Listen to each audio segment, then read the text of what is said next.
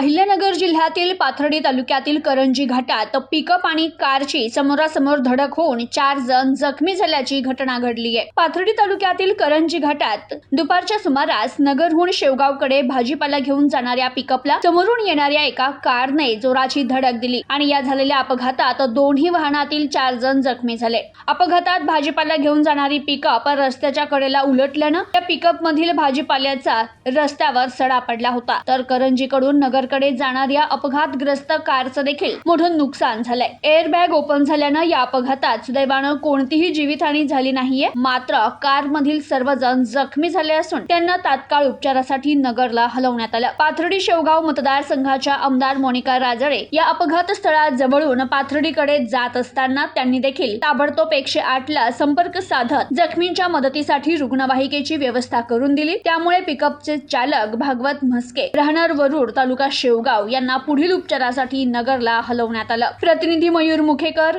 News today 24, Pathardi, Ahilyanagar.